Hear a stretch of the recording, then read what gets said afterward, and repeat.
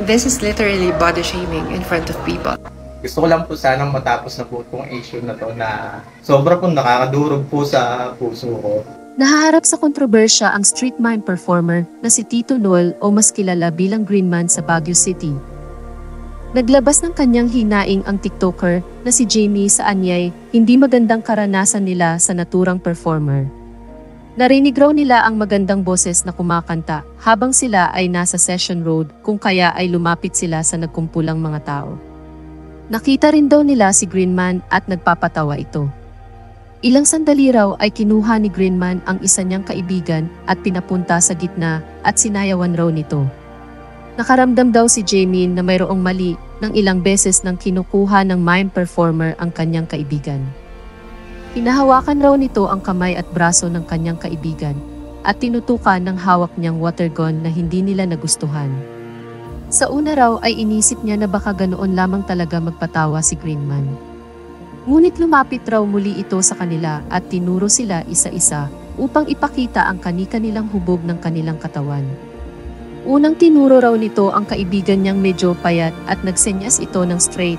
Sumunod si Jamie at ipinakta ng kamay ni Greenman na pakurba. Sinundan niya ito sa isa pa nilang kaibigan at malaking hugis naman ang kanyang ginawa. Ginawa raw ito ni Greenman sa harap ng maraming tao at hindi nila nagustuhan ang ginawang pamba-body shame nito sa kanilang tatlo. Kinompronta niya raw si Greenman at sinabing body shaming ang kanyang ginawa ngunit sagot raw nito ay hindi. Umalis na lamang raw sila at napansin niyang nagsyalisan na rin ang ibang nanonood. Samantala, ipinaliwanag naman ni Greenman ang kanyang sarili sa isyong kinakaharap nito. Aniya ay hindi niya raw maintindihan kung bakit ganun na lang raw ang galit sa kanya ni na Jimmy. Humingi siya ng pasensya kung hindi man raw nito nagustuhan ang kanyang pagpapatawa.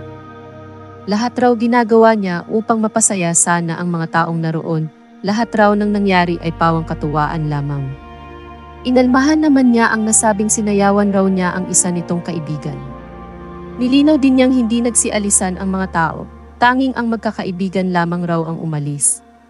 Sa lahat raw ng kanyang in-entertain ay lagi niyang sinasabi na parte lamang ito ng performance at katuwaan lamang.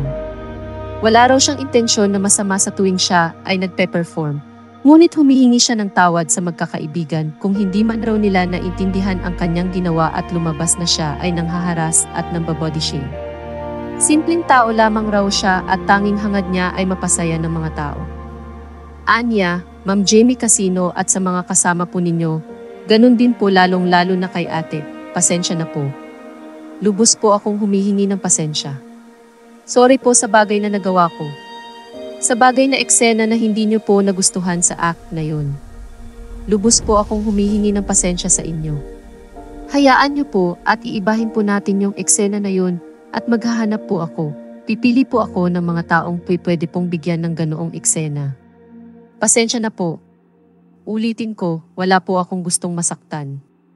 Wala po akong intensyon na makapanakit po ng feelings ng ibang tao.